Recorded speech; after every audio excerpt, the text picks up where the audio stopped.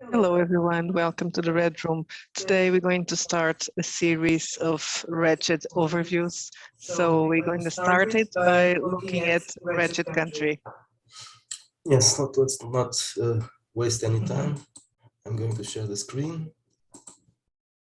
We have talked about all the games before, but some people asked a few questions about, not about Bastards, because that's basically a fantasy game with the purpose of playing anti-heroes, but the next ones. So you're going to do an overview showing the pages.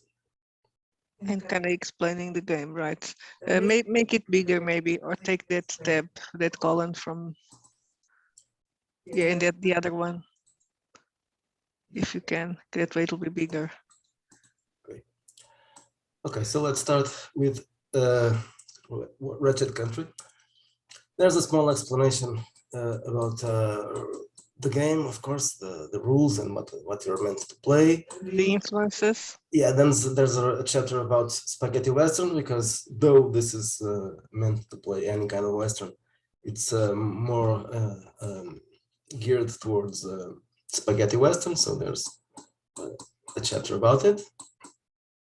Anti-heroes as cowboys. There's a series of films here, selected filmography, if you want to check some great movies, most of them Italian movies with American actors. Now you have the most important part about the rules, which is the concept, playing scoundrels, which is what you do in the Wretched system. And for people that are familiar, sorry to interrupt you, but for people that are familiar with the Bastards, the fantasy game, so basically we are using the same rules, right? Just doing some tweaks. Yeah, especially in the first two. This one was the first after Bastards, so there aren't many differences. Wretched Epoch introduces a few differences, even though they are more or less in the same timeline. I would say Country is in the same timeline as Belle Epoque, because the Belle Epoque is a little bit more expensive. It starts in the 1870s, such as Country, I think it's basically the same time, but ends later. So then we have the concept. The concept of the characters is that they are sinful characters. So this is where you choose your sin, because each character has a sin, one of the 7, I mean, not 10, one of the 7 deadly sins, or you can come up with others, of course, but these are the ones that are probably the most interesting ones. This is exactly the same as in Bastards. Then you have here a few ways to roll abilities. This is obviously OSR, so you can choose the usual mode, which is rolling 3d6 several times for strength and dexterity and comeliness and constitution and wisdom and dexterity.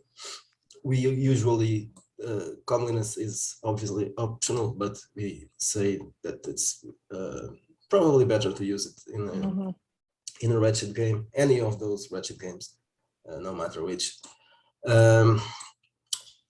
In this version, the intelligence score still modifies the skill points. Meanwhile, I have changed this. I started having different abilities modifying different skills, but we'll get to that when I talk about exploitation. So the abilities are the usual ones in the old school games. Hit points also usually, as usual, differ according to character class. So the character classes are the ones I'm going to mention now. Assassin, which is kind of obvious what it is. Common Folk isn't supposed to be a player character. It's for NPCs. Yeah, for NPCs. Even though we'll get that later. Yeah. But well, in this game you can play Common Folk if you play the first scenario, which is a horror game. You will play actors, and so they are Common Folk. So then you have Conjurers, which is an optional class. So Assassin has 1d6 for hit points, Common Folk 1d4, Conjurer 1d4, Gunman is obviously the same as a fighter, so he has 1d8, Performer is the Bard, 1d6, Scholar is a Not the Scholar. bard on this case, well. What? Not the bards exactly No, in this yeah, case. it's probably a singer or a prostitute. Yes, a dancer. A dancer, yeah. A Scoundrel has also 1d6, and then there's an optional class, which is a Shaman. It all depends if the game master is going to allow magic in the game or not. So here we have some descriptions of the usual things. Prime requisites, which is the most important ability in the one which influences the experience points you get. At the end, the hit dice and obviously the level progression for each character. Each character has, besides hit points and, well, there are skills in this game, as we mentioned. So each level you gain, according to class, a number of skills. For example, here the Assassin has 2 initial skills, and then for each level he gains one skill point you can spend on any skill. And then there's the free skill, which is connected tightly to the class. In this case, the Assassin is these guys, and you win. You get a free point. Not every level. This is on the first level, on the fourth level, 7th level. And we have the characters all kept at 10 on this version. Yeah, the first one, Bastards, the cap is at 14 level. For the next 3 games, it's at 10th level or even lower if you want to, because and the only reason we are capping is because we are not expecting you to play this for years, but since we are suggesting that you use veteran characters, you are probably going to start not with a level 1 character, but with a level 5, 6, 7, even 10 maybe, I don't know. So, but probably not more than that, because well, they are wretched characters. So. Exactly, you don't want them to be too powerful, and that would also make to lose a part of the grit. Yeah, so they have to be a little bit well, they have to fail sometimes. So you have several. For example, here you have quick draw for the gunman. Quick draw is a different skill. You're not supposed to roll it. You are supposed to add it to your initiative roll, and so it means that the gunman, not always just in range combat. If you are fighting an unarmed combat, you're not supposed to add quick draw, obviously. Which means that if you are going to a gunfight with a gunfighter, you are probably losing the initiative. So, description of several progressions for different classes. You have here an optional character, an optional. If you want to use a shaman, but you don't want to use magic, there's a ritual table here that allows you to play a NPC which has some kind of connection to the spirit world, so you can do something but not magic. Okay, now step 5 for character creation is defense. Defense is the same thing as armor class, but I chose this name because armor class here, and not just here, in other games also, but it's a mixture of several things, not just the armor class the person is wearing, but also the bonus from dexterity.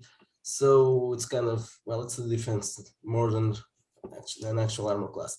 And in case of country, even more, because you're probably not even going to use any armor. Yes, exactly, that's what I was thinking. You may use some yeah, I can use jackets, yes, exactly, but it's not really an armor. A leather jacket, but that's light. The only instance of armor I've seen in a Western was the metal plate on Clint Eastwood's chest. So, well, you can call that an armor. Yeah, it was an armor.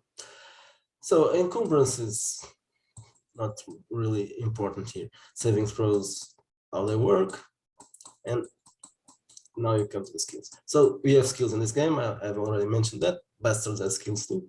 So basically, how do you do it? You roll a d20, and you have a difficult class, which is a target number, which you must equal or surpass with your roll.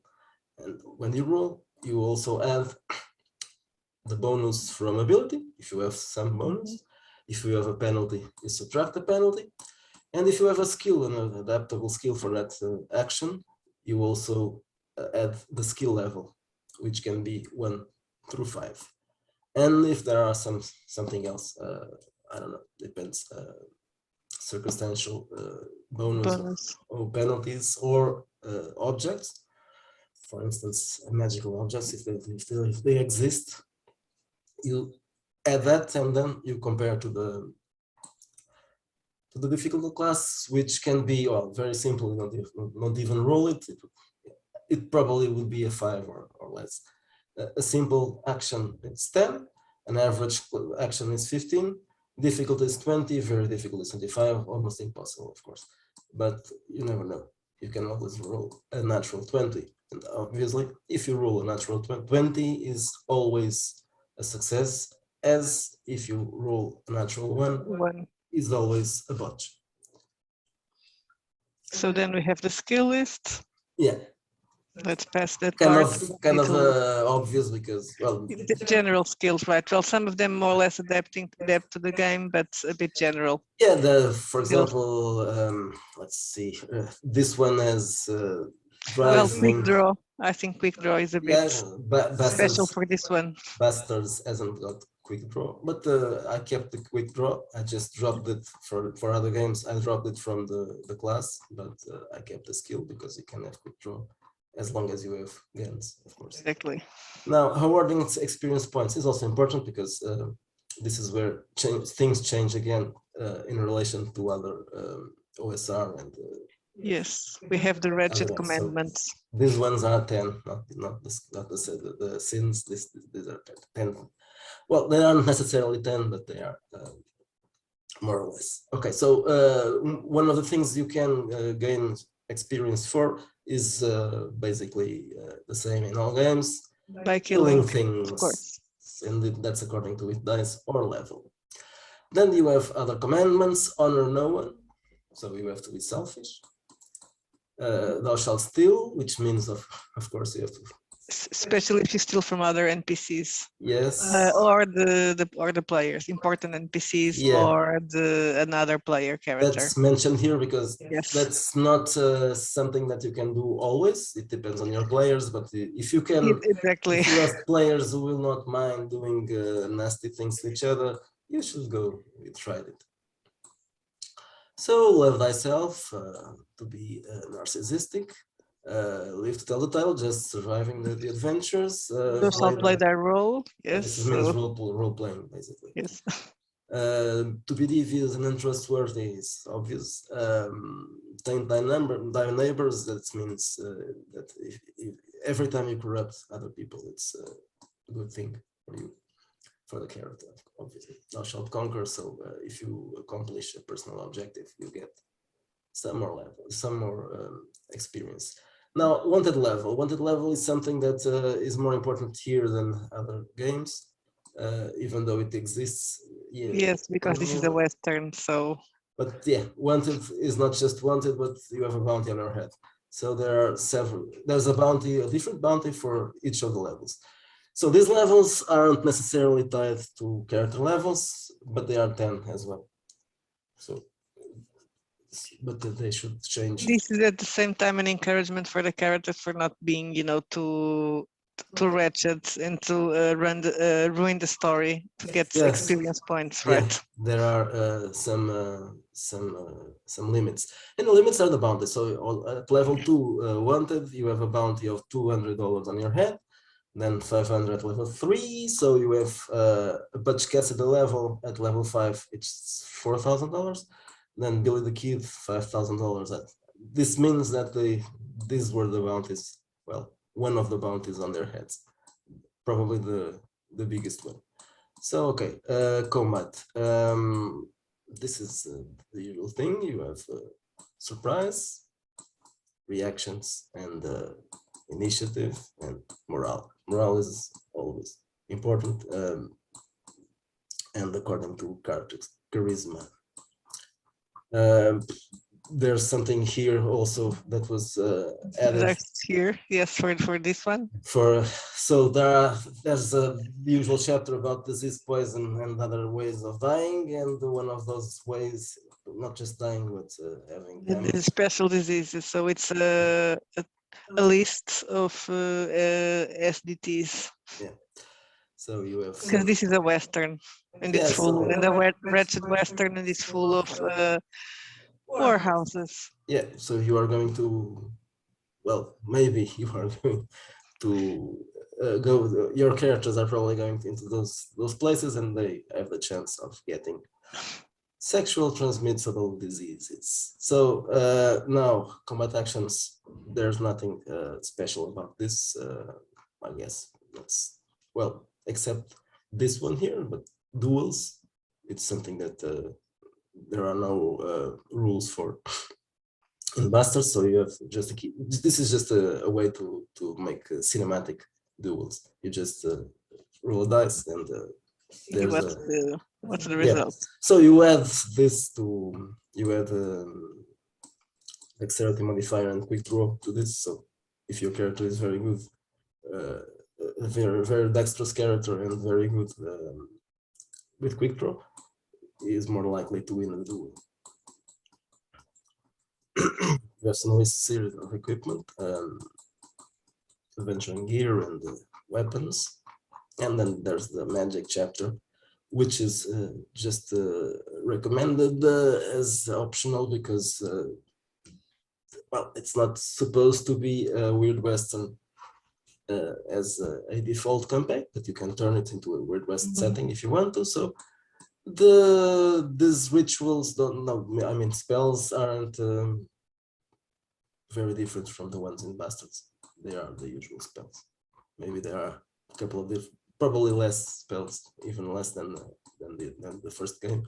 But well, in the end, not less because there's a second list for shaman, and those aren't the same. But there are as well derangements attached. Yes, we still have the madness using magic and still. The reason for it is not the same. Madness. So there are no aliens. There's no alien disease in this case, but it's still messing around with weird stuff. We assume that would drive anyone insane. Yeah. So then you have a bestiary here, which obviously isn't the same as in Bastards. You don't have orcs, and you have werewolves also, and hellhounds and zombies, but it's much more smaller list. The animals isn't exactly the same because I took out some of the animals you wouldn't find in the US and in that part of the US. So it's just a small list, obviously. There are no crocodiles, for example.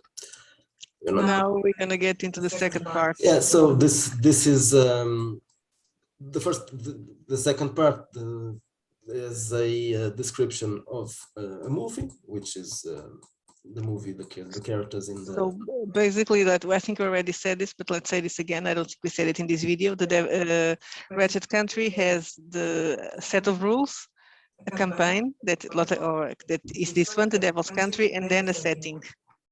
Yeah, so here you have several characters who are regular people,